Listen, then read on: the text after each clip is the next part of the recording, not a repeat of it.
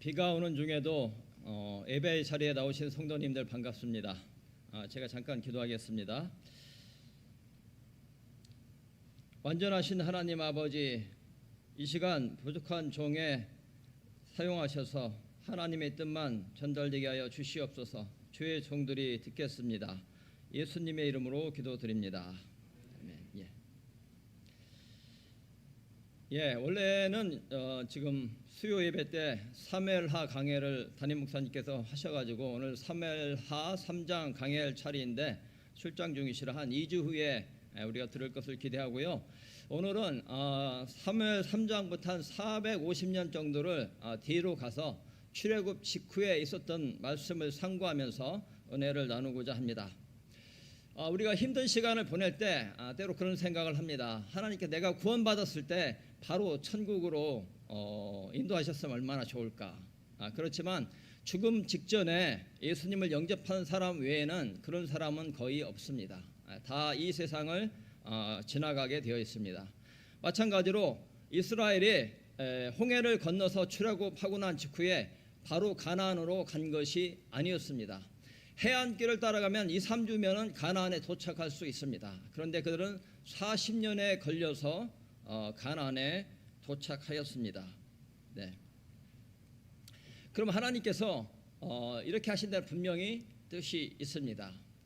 오늘은 그 40년의 여정 중에 첫 번째 행선지 두 곳 마라와 엘림에서 있었던 일을 기록하고 있습니다. 이스라엘을 애굽에서 건지신 하나님께서 마라와 엘림을 통과하게 했을 때 거기에 어떤 하나님이 뜻이 있었을까요? 또 그렇게 하신 하나님은 어떤 분이십니까? 우리가 나그네로서 인생의 광야길을 지나가며 우리도 마라도 만나고 엘림도 만날 것입니다. 그때 우리가 어떻게 성경적으로 반응해야 되는지 오늘 말씀을 통해 교훈을 얻고자 합니다. 첫 번째, 이스라엘 이집트 노예 생활에서 구원하신 하나님은 마라를 통과하게 하시는 하나님이십니다. 다 같이 출애굽기, 아까 본문을 읽어야 되는데 그냥 넘어갔네요. 제가 처음이라 이해해 주시기 바랍니다. 그럼 본문을 읽고 가겠습니다. 오늘 본문은 출애굽기 15장 22절로 27절입니다. 일어나서 같이 읽도록 하겠습니다. 출애굽기 15장 22절로 27절 말씀입니다. 제가 짝수절을 읽고 여러분께서 홀수절을 읽도록 하겠습니다. 이와 같이 모세가 홍해에서 이스라엘을 데려가매 그들이 나와서 수르 광야로 들어가 광야에서 사흘 동안 갔으나 물을 찾지 못하였더라.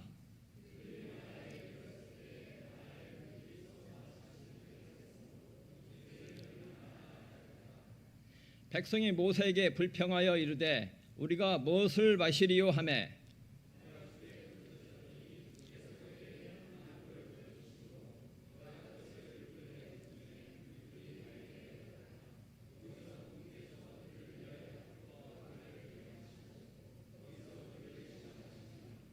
이르시되 내가 주 내 하나님의 음성에 부지런히 귀를 기울이고 그의 눈앞에서 옳은 것을 행하며 그의 명령들을 귀담아 듣고 그의 모든 법규를 지키면 내가 이집트 사람들에게 내린 이 질병 중 하나도 너에게 내리지 아니하리니 나는 너를 치유하시는 주니라 하시니라. 엘림에 이르렀는데 거기 우물 12개가 있고 종려나무 이른 그루가 있더라. 그들이 거기서 물들 옆에 진을 치니라. 앉아주시기 바랍니다.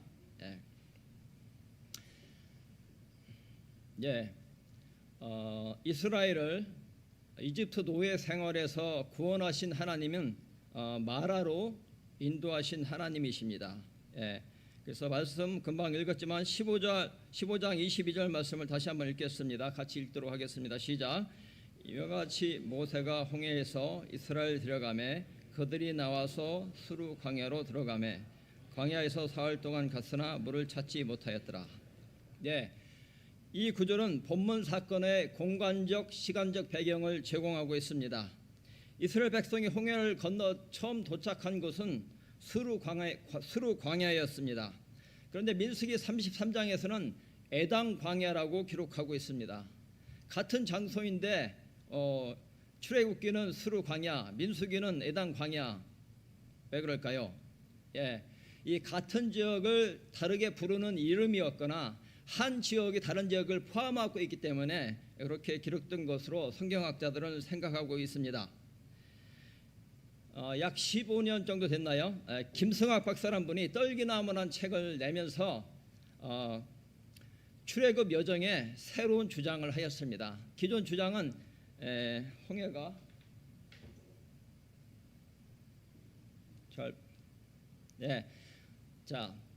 홍해가 저기 이집트, 아프리카, 북아프리카 대륙과 시나이 반도 사이에 있는 스웨즈만이라고 전통적으로 생각하고 있고, 시내산도 시나이 반도에 있는 시내산이라고 생각하고 있었는데, 김성학 박사는 사우디아라비아 왕실의 한방 주치의로 있으면서 여러 번 답사를 가고 문헌들을 조사한 끝에 어떤 결론을 내렸냐면은 이스라엘이 건넌 홍해는 스웨즈만이 아니라 시나이 반도와 아라비아 반도 사이에 있는 아카바만이다. 저기 V자에서 오른쪽을 얘기하는 겁니다. 아카바만이고 시내산도 저기 시나이 반도 남단에 있지 않고 아라비아 반도 북서부 아카바만 동쪽에 있는 라우즈산이다. 이런 주장을 했습니다.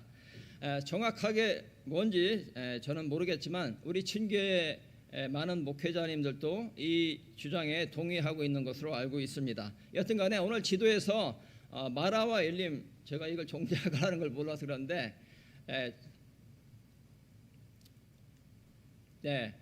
지금 전통적 견해에 따라 시나이 반도 북서부 그 다음에 스웨즈만 동안에 지금 누가에 동그라미 친 데 있죠? 거기가 마라와 엘림이 되겠습니다. 22절에서 홍해를 건넌 후 사흘 동안 걸어서 마라에 도착했다고 했습니다. 광야에서 하루에 한 10 내지 15km 정도 걷는다고 해요. 그렇게 치면은 한 40km 정도 떨어진 곳에 마라가 출애굽한 도착한 지점에서 40km 정도 떨어진 지점에 있다고 보여집니다. 그들이 사흘 동안 광야에서 물을 못 먹었으니 얼마나 목말랐겠습니까? 그러다가 물을 발견한 것입니다. 얼마나 반가웠겠습니까? 그런데 안타깝게도 그 물이 써서 못 마시는 물이었습니다. 아마 짠물에 광물질이 섞여 있었던 것 같습니다. 이때 이들이 반응이 어땠습니까? 그들은 모세에게 불평하며 말했습니다. 우리가 무엇을 마시리요? 이 말 속에는 그들의 실망과 원망과 불평이 담겨 있습니다. 그들은 그곳의 이름을 마라라고 불렀습니다. 마라란 히브리어로 쓰다 또 괴롭다 이런 뜻이 있습니다. 룻기 1장에서는 나오미가 모압 지방으로 갔다가 남편과 두 아들을 잊고 과부가 된 며느리와 같이 고향 베들레헴 돌아왔을 때 사람들이 이 사람이 나오미냐 했을 때 나를 나오미라고 부르지 말고 마라라 하라. 이는 전능자가 나를 괴롭게 하였습니다. 이렇게 얘기합니다. 그때서는 마라가 괴롭다 이런 뜻으로 쓰인 거죠. 여기서 이스라엘 백성들의 불평을 생각해 보겠습니다. 일면 이해가 되는 면도 있습니다. 그런데 바로 지금 우리가 22절부터 읽었는데 21절부터 그 1절까지는 모세의 노래와 미리암의 노래가 나옵니다. 그들 홍해를 건넌 다음에 이집트 군대를 홍해에 수장시키신 하나님을 찬양하고 하나님의 영원하신 이름을 높여드렸습니다. 그렇게 한 지가 불과 사나흘밖에 되지 않았습니다. 그들이 하나님을 찬양한 이유는 하나님이 높고 영화로우시기 때문입니다. 그리고 그들이 하나님께 감사한 이유는 그들을 이집트 노예 생활에서 구원해 주셨기 때문입니다. 그런데 이 사실이 사흘 만에 달라졌나요? 하나님이 바뀌셨나요? 구원받은 사실이 바뀌었나요? 그렇지 않습니다. 그런데 사흘 전에 하나님을 찬양하고 노래했던 이들의 입에서 원망과 불평이 나왔습니다. 여기서 우리는 두 가지 사실을 배울 수 있습니다. 하나는 구원받은 성도들에게는 항상 하나님을 찬양하고 감사할 이유가 있습니다. 그런데 하나님과 구원의 은혜에 집중하지 않으면은 그리고 환경과 자신을 바라보면은 감사가 사라지고 원망과 불평을 하게 된다는 것입니다. 여기서 참고로 우리가 찬양이란 말과 감사란 말을 막 섞어서 많이 사용하는데요. 엄밀히 얘기하면 두 개가 좀 다릅니다. 찬양이라는 것은 하나님의 하나님 되심, 하나님의 성품 속성 때문에 그분을 높여드린 것입니다. 영원하신 하나님, 완전하신 하나님, 광대하신 하나님, 이런 하나님을 높이는 것이 찬양입니다. 그럼 감사는 뭐냐? 감사는 하나님이 내게 베푸신 일, 하나님이 내게 행하신 일 때문에 나의 고마움을 표하는 것입니다. 이게 감사합니다. 좀 다르죠? 네, 그렇지만 하여튼 중요한 것은 그 하나님 그분과 그리고 하나님이 내게 하신 일에 집중하지 않을 때 우리에게 감사를 잊어버리고 원망과 불평이 찾아온다는 것입니다. 인간은 망각의 동물인 것 같습니다. 특별히 은혜에 대해서 그런 것 같습니다. 그러므로 우리는 항상 하나님의 어떠하심과 하나님께서 내게 베풀어 주신 구원의 은혜와 그 다른 은혜를 자주 묵상해야 하겠습니다. 두 번째, 여기 불평하는 이스라엘로부터 배울 수 있는 것은 기적은 장래 믿음을 보장하지 못한다는 것입니다. 누가복음 10장에 보면은 부자와 거지 나사로의 이야기가 나옵니다. 부자는 죽어서 음부로 가고 나사로는 죽어서 낙원으로 가서 아브라함의 품에 안겼습니다. 지옥에서 불꽃 속에서 고통하던 부자가 아브라함에게 물을 찍어서 햇볕에 대달라고 하다가 거절당합니다. 그때 뭐라고 했냐면 저 나사로를 우리 고향에 보내서 내 형제들이 제발 여기 오지 않게 해주세요. 이렇게 간청을 합니다.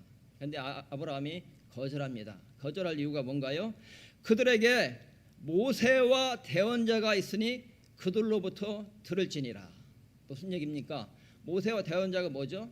성경입니다. 구약 성경은 토라 율법과 선지서 시가서로 되어 있는데 모세와 대언자 하면은 구약 성경을 얘기하는 거예요. 그들에게 성경이 있으니까 성경으로부터 들을 것이다.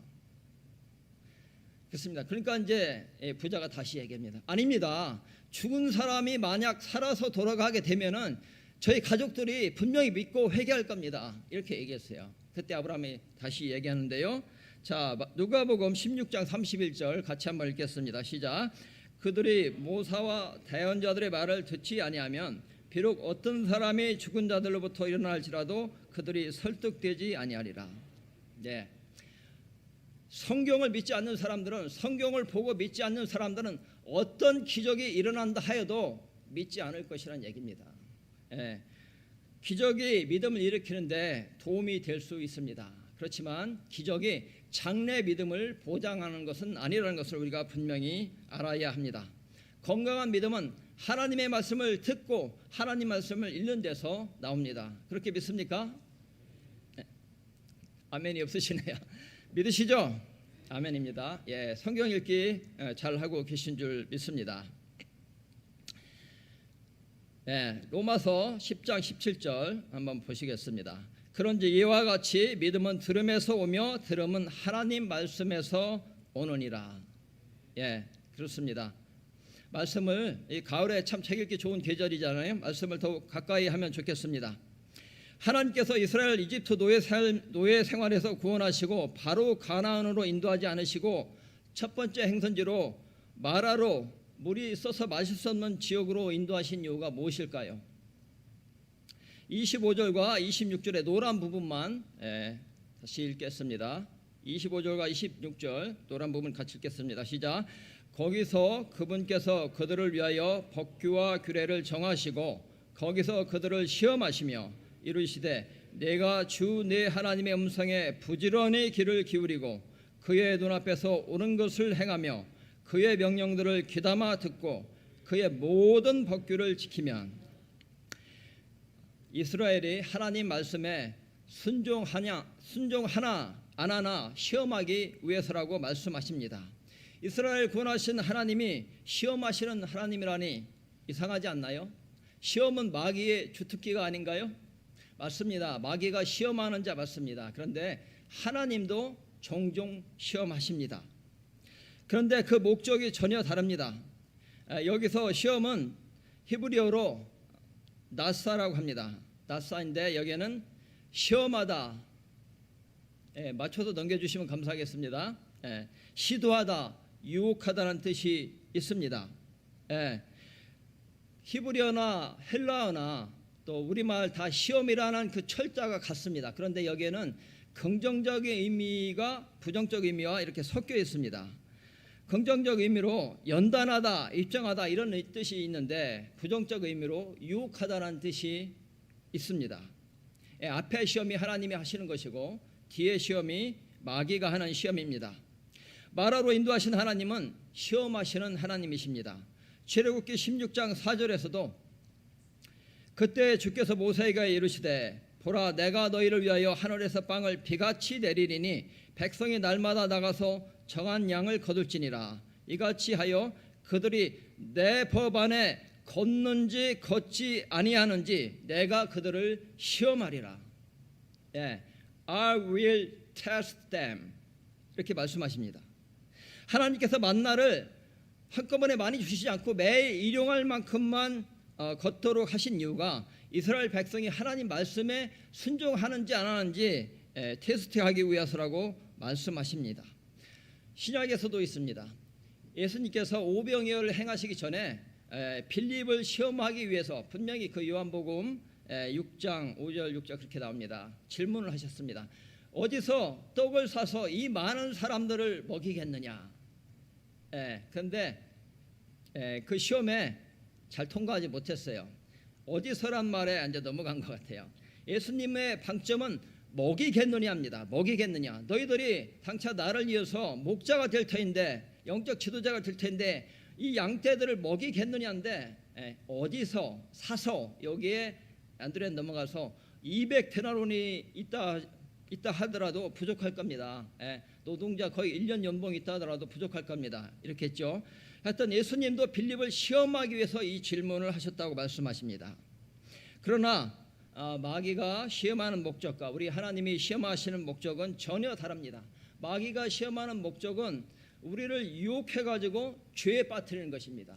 그러나 하나님께서 우리를 시험하시는 목적은 성도의 믿음을 연단하여서 성숙시키기 위함입니다.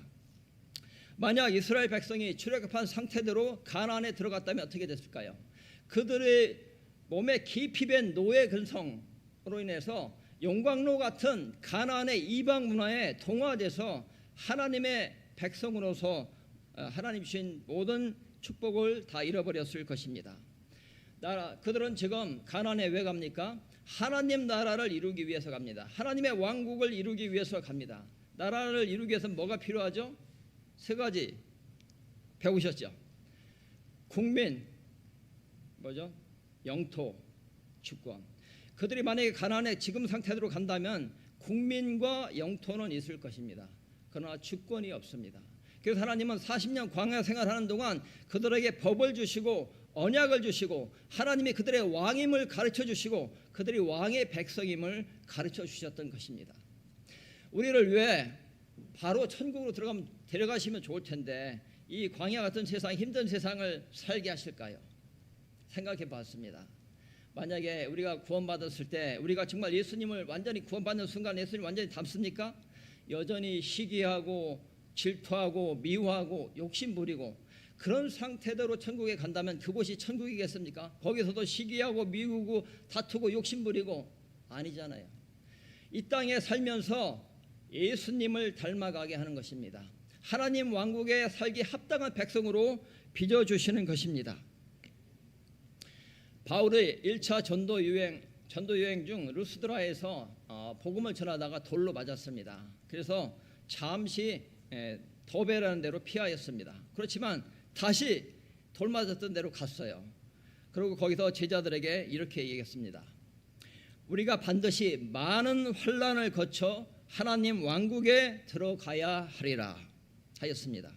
하나님 왕국에 들어가는데 시험은 선택이 아니라 필수 과목이라는 것입니다. 나만 시험 받는 것이 아니라 하나님의 사랑하는 모든 사람들이 시험을 받습니다. 그렇다면 우리가 하나님의 시험을 만날 때 어떤 자세로 반응해야 할까요? 첫째 한번 같이 읽어보겠습니다. 시작. 불평과 원망하지 말아야 합니다. 사도 바울은 고린도전서 10장에서 구약에 불순종하는 사례들을 제시하면서 그렇게 하지 말라고 경계하였습니다. 그리고 고린도전서 10장 10절 11절에서 이렇게 얘기했습니다. 한번 같이 읽겠습니다. 시작. 또한 그들에게 가운데 어떤 자들이 불평하다가 파멸시키는 자에게 멸망을 당하였으니 너희는 그들과 같이 불평하지 말라. 이제 이 모든 일은 그들에게 본보기로 일어났으며 또 그것들은 세상의 끝을 만난 우리를 훈계하기 위하여니라. 예. 로마서 1장에는 하나님을 알지만 하나님을 영화롭게도 하지 않고 감사치도 하지 않을 때 생각이 허망하여지고 마음이 어두워져서 죄에 빠진다고 말씀하고 있습니다. 즉 감사치 않는 것이 죄의 근원이라는 것이죠. 근데 우리가 감사를 잃어버리면 바로 찾아오는 것이 원망과 불평입니다. 이게 바로 원망과 불평은 사단에게 나를 공격하라고 문을 열어주는 거나 마찬가지입니다. 그러므로 우리가 입에서 이런 것이 나오는 것을 경계해야 할 것입니다. 네, 25절을 보십시오. 둘째 또 같이 읽겠습니다. 시작. 기도하고 순종해야 합니다. 25절을 보면 백성이 모세에게 불평하자 모세는 그들의 불평에 반응하지 않았습니다. 그는 하나님께 부르짖었습니다. 무슨 얘기입니까? 부르짖었다는 것은 하나님께 나가서 기도했다는 것입니다. 불평하는 대신 모세는 기도하는 것을 선택했습니다. 그때 하나님이 해결책을 알려주셨습니다. 한 나무를 지시하시면서 그것을 불에 던지라고 하셨습니다. 그 나무가 무슨 나무인지는 중요하지 않습니다. 거기 무슨 성분이 흘러들어서 쓴물이 단물로 바뀌었을까? 그게 중요한 것이 아닙니다. 모세가 얘가 가든 안 가든 하나님 말씀에 순종하였다는 것입니다. 기도하고 순종할 때 쓴물이 단물로 바뀌었습니다. 기도하고 순종할 때 이 힘든 시험이 유익으로 우리에게 돌아오는 줄 믿습니다. 세 번째, 우리는 마라를 통과할 때 어떻게 해야 합니까? 또 같이 읽겠습니다. 시작. 인내해야 합니다. 야고보 사도는 초대교회 그리스도인들에게 구약의 욥과 대언자들의 오래 참음을 본으로 삼으라고 합니다. 그리고 인내하는 자들이 복이 있다고 합니다. 이스라엘을 마라로 인도하신 하나님은 시험하시는 하나님이십니다. 하나님은 지금도 광야와 같은 인생길을 가는 성도들의 연단을 위해 시험하십니다. 어떤 때는 질병으로 시험하시고요, 어떤 때는 사업의 실패로 시험하십니다. 어떤 사람에게는 취업이 시험이 될 수 있고요, 어떤 사람에게는 관계가 시험이 되기도 합니다. 사랑하는 성도님들 중에 시험 중에 계신 분이 계십니까? 원망과 불평하지 마시기 바랍니다. 기도하고 순종하시기 바랍니다. 시험을 통해 받을 복을 바라보며 인내하시기를 축복합니다. 마라를 통과 중이라면 또 이것을 기억하시면 좋겠습니다.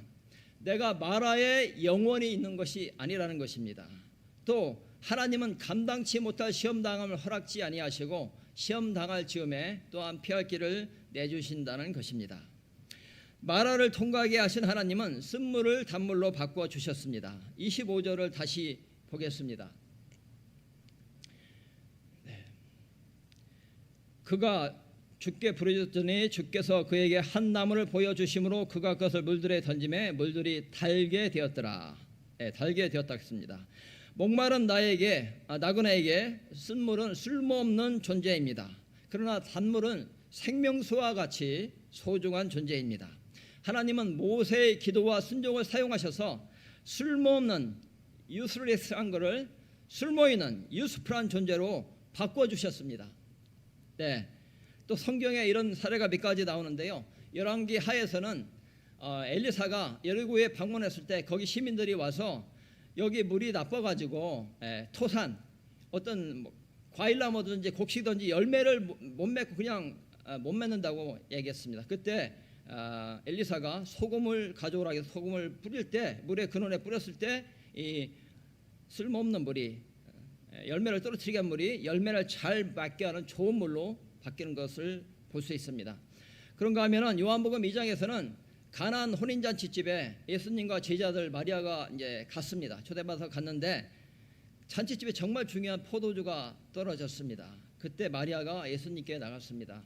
포도주가 떨어졌다 했을 때 예수님이 처음에 매몰차게 거절했습니다. 여자여 나와 무슨 상관이 있습니까? 이렇게 얘기했어요. 어머니가 말씀하시는데, 그런데 하인들에게 마리아가 실망치 않고 예수님이 무슨 말씀을 시키든지 그대로 하라고 했습니다.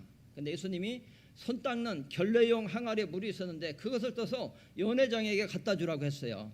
지금 연회장은 잔치집에 중요한 포도주가 떨어져서 지금 이 잔치가 성공하냐 실패하냐 기로에 있고 굉장히 발을 동동 구르고 있어요. 그런데 발 닦는 물을 갖다 주면 어떻게 되겠습니까? 딱이 맞겠죠. 그런데 순종해서 갖다 줬어요. 근데 그 가는 동안에 물이 포도주로 바뀐 사실을 여러분 잘 아실 것입니다. 이렇게 하나님은 모세의 기도와 순종을 사용해서 쓴물을 단물로 바꿔 주셨습니다. 엘리사의 믿음을 사용해서 열매를 떨어지게 하는 나쁜 물을 열매를 맺게 하는 좋은 물로 바꾸어 주셨습니다. 그리고 가나 혼인잔치집에서 손 닦고 발 닦는 물을 최고급 포도주로 바꾸어 주셨습니다. 이것은 무엇을 말해줍니까? 하나님의 손에 붙잡힐 때, 하나님의 손에 하나님의 시험에 믿음으로 반응할 때 쓸모없는 존재를 쓸모있는 존재로 바꾸어 주신다는 것입니다. 네. 여러분 하나님께 쓰임 받기 원하십니까? 네, 시험 받는 걸 두려워하지 마시기 바랍니다. 믿음으로 반응하시기를 축복합니다. 26절에서는 하나님은 이스라엘이 하나님 말씀에 순종하면 이집트에 내렸던 질병을 그들에게 내리지 않겠다고 약속하십니다. 그러면 이후에 이스라엘의 병이 한 번도 안 걸렸나요? 자, 이 말씀은 단순히 이거 신명기 7장 15절에도 나오는데요. 단순히 어떤 질병에도 걸리지 않겠다고 그렇게 약속하신 것이 아닙니다. 이스라엘의 10가지 재앙 중에 질병 재앙을 하나님께서 역병 같은 걸로 치셨는데 이렇게 질병 재앙으로 이집트에 했던 방식과 같은 방식으로 이스라엘 징벌하지 않겠다는 말씀이십니다. 그리고 하나님은 말씀에 순종하는 백성에게 여호와 라파의 하나님이 되시겠다고 말씀하셨습니다. 자, 이스라엘을 이집트 어도의 생활에서 구원하신 하나님은 마라로 인도하신 하나님이었습니다. 또 출애굽시킨 하나님은 또 어떤 분이십니까? 두 번째, 하나님은 엘림을 준비해 주시는 하나님이십니다. 27절을 같이 읽도록 하겠습니다. 시작. 그들이 엘림에 이르렀는데 거기 우물 12개가 있었고 종려나무 이런 그루가 있었더라. 그들이 물들 옆에 진을 치니라. 이스라엘 앞에 마라만 계속된 것이 아니었습니다.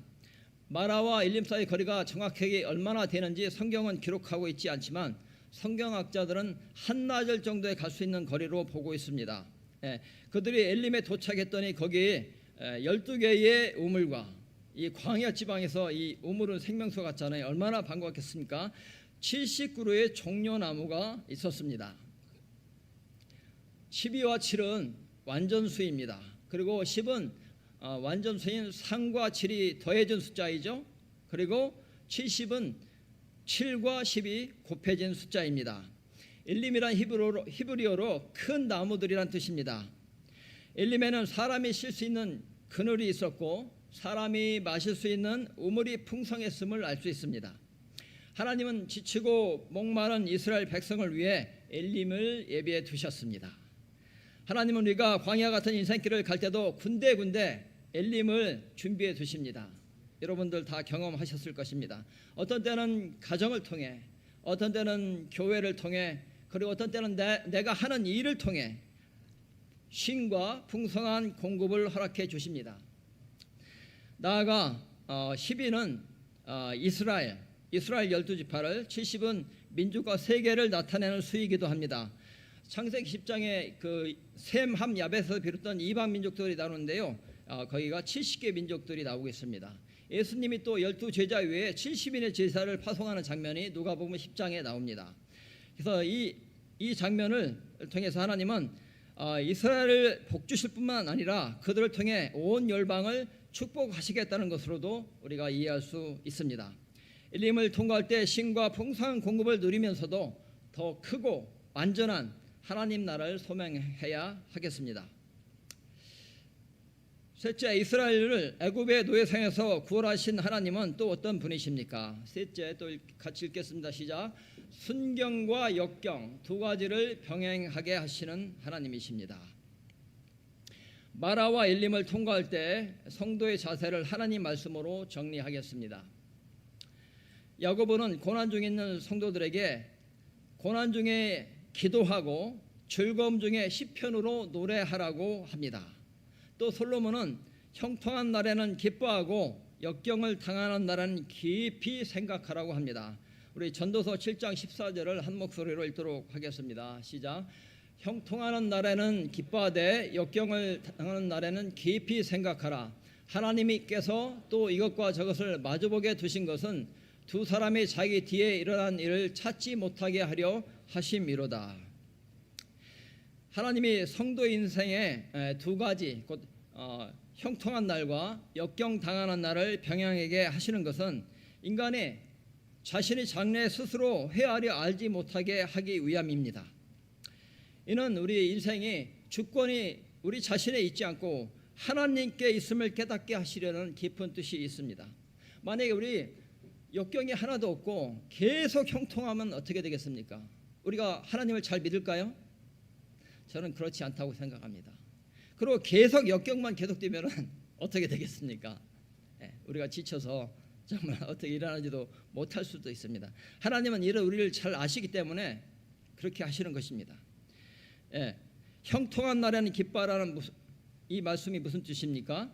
하나님의 은혜를 기억하고 감사하며 교만하지 말라는 것입니다. 또 역경 당하는 날에는 깊이 생각하라. 이건 무슨 뜻입니까? 구원자 하나님을 찾고 자신과 삶을 되돌아보고 하나님께 의존하라는 것입니다. 그러므로 마라가 닥쳤을 때 자신과 삶을 돌아보는 기회로 삼아야 될 것입니다. 자기 뒤에 일어난 일을 찾지 못하게 하려 하심이라. 이건 또 무슨 말씀이겠습니까? 하나님은 형통과 역경을 번갈아 주시면서 예측 불가능한 인생에서 우리가 한쪽으로 치우치지 않고 어떤 상황에서도 하나님을 신뢰하며 살아가도록 하기 위함이라는 것입니다. 겸손하게 하루하루 하나님의 주권을 인정하며 살게 하기 위함이라는 것입니다. 역경을 통과할 때 기억할 것은 언제나 역경만 계속되는 것이 아니라는 것입니다. 또 나만 역경을 당하는 것이 아니라는 것입니다. 가장 중요한 것은 하나님이 나를 사랑하셔서 나의 유익을 위해서 이 역경을 시험을 허락하셨다는 것입니다. 두 번째, 다른 성도가 마라와 엘림을 통과할 때입니다. 내가 통과할 때 금방 봤죠? 다른 성도가 우리 교회 다른 성도가 마라와 엘림 통과하는 성도 있죠? 있습니다. 그때 우리는 어떻게 해야 합니까? 우리는 지체로서 기뻐하는 자들과 함께 기뻐하고 슬피 우는 자들과 함께 슬피 울어야 합니다. 이게 교회고 이게 몸이겠죠. 발가락에 가시가 박히면 발가락만 아픈가요? 온 몸이 찌릿찌릿하면서 신경이 엄청 쓰이는 거 경험하셨을 겁니다. 그게 바로 그리스도의 몸인 우리 교회입니다. 제 첫 직장이 기아 자동차였습니다. 좋은 직장 들어갔다고 좋아했는데 7년 만에 IMF 되면서 기아 사태를 맞았습니다. 월급이 나오다가 안 나오다가 반 나오다가 늦게 나오다가 참으로 어려운 시간을 보냈습니다. 그리고 3년 있다가 건강했던 아내가 많이 아프게 되었습니다. 그리고 저에게 불면증이 찾아왔습니다. 하루 이틀이 아니고 계속 못 자니까 일을 못하고 정말 이래서 사람들이 자살하는구나 이런 생각이 들더라고요. 정말 고통스러운 시간이었습니다. 그런데 하나님께서 제가 그때 제 자신의 삶과 하나님을 돌아보게 되었습니다. 저는 그때 교회에서 큰 대형교회 청년회 회장으로 남선교회 회장으로 열심히 봉사하며 인정받았지만 저는 하나님과 친밀하지 않았습니다. 그냥 종교 생활을 했던 것이죠. 그런데 건강하던 아내가 아프고 저에게 불면증이 찾아오고 이러면서 생명과 건강이 나의 것이 아니구나. 이거 하나님이 허락하신 거구나. 근데 나의 인생을 내가 내 멋대로 살고 있구나. 이것을 제가 깨닫게 됐습니다. 그때 제가 회개하고 제가 나머지 인생을 주님을 위해서 살겠습니다. 이렇게 결단했습니다. 그리고 제가 다니던 직장 월급 받아서 11조하고 가족 부양하는 데 쓰는 그런 정도로만 직장을 알고 있었는데 거기서 제가 일터교회를 개척했습니다. 신우회가 아니고 일터교회. 예배하고 전도하고 선교하는 교회 개척해서 전도하고 양육하고 공동체를 모여서 예배하고 성경 공부하고 기도하고 그러면서 제 이제 불면증도 치유됐고요. 그 다음에 그 영혼들을 섬기면서 제 안에 기쁨, 직장 다녀야 될 분명한 이유가 생겼습니다. 그때는 퇴근 시간만 기다리고 주말만 기다리는데 이제 출근이 기다려지는 삶으로 바뀌게 되었습니다. 제가 딱 2년 전에 이맘때쯤 미얀마 단기 선교 가서 거기서 하나님의 부르심을 확인하고 제가 원래 정년퇴직하고 선교 가려고 했는데 제가 지금 순종하겠습니다. 그렇게 해가지고 2023년 말에 직장을 내려놓고 작년 초에 3월 달에 신학교에 입학했습니다. 그런데 10월 달이죠. 10월 달에 제게 메니에르 병이라는 병이 찾아왔어요.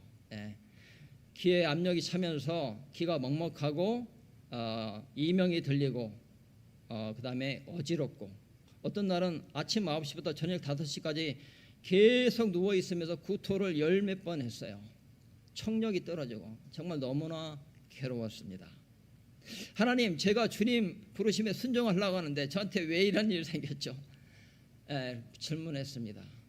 몸은 힘들었지만 원망하고 불평하지 않았습니다. 저는 이미 만화를 통과하면서 하나님이 어떤 분이라는 것을 경험했기 때문에 선하신 하나님께서 선하신 뜻으로 제게 줬다는 것을 믿었습니다. 근데 봄에 6월 달에 채플 시간에 하나님께서 이 말씀을 주셨습니다. 사람으로서는 할 수 없으되 하나님으로서는 그렇지 아니하니 하나님으로서는 다 할 수 있느니라 깨달았습니다.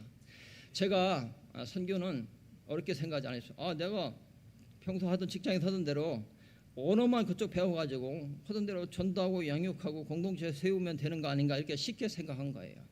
이게 교만이었던 것입니다. 그래서 지금 제 상태로는 제가 청력도 너무 많이 떨어졌거든요. 전도할 때도 쉽지 않습니다. 그런데 이 상태로 가서 어떻게 선교할까 생각하지만 생각했을 때 인간적으로는 이거 정말 엄청난 장애예요. 그런데 인간으로는 할 수 없으되 하나님으로는 다 할 수 있느니라 이 말씀을 저한테 주셨어요. 그래서 제가 겸손하게 주님만 의지하고 더 배우라는 뜻입니다. 저의 말하는 아직 끝나지 않았습니다. 그렇지만 하나님께서 이걸 통해 선한 것을 주실 줄 믿기 때문에 몸은 힘들지만 마음 영으로 감사하며 버티고 있습니다. 저를 위해 기도해 주시기 바랍니다. 자, 오늘 말씀을 정리하겠습니다. 우리가 오늘 본문에서 만난 하나님은 어떤 분이십니까? 하나님이 왜 출애굽시킨 후 바로 가나안으로 직행시키지 않으시고 마라를 통과하게 하시고 또 엘림을 경험하게 하셨습니까? 자, 그리고 하나님은 바로 우리를 시험하셔서 우리를 성숙한 하나님 왕국의 백성으로 연단시키기 위해서 그러는 것입니다. 그러면 하나님은 또 하나님을 항상 의지하도록 역경과 순경, 형통한 것과 역경을 번갈아 주시면서 우리가 상황 의지하지 말고 자신 의지하지 말고 하나님만 의지하도록 우리를 훈련하고 계십니다. 말을 통과하던 엘림을 통과하던 하나님이 다 우리를 사랑하셔서 허락하신 것이라는 것을 기억해야 하겠습니다.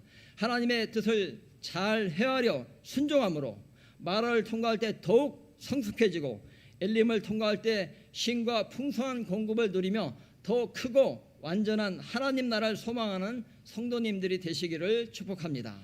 우리 다른 성도가 마라와 엘림을 통과할 때 강건도 불구경하듯이 보지 마시고 그들과 함께 웃고 함께 우는 우리 교회가 되기를 소망합니다.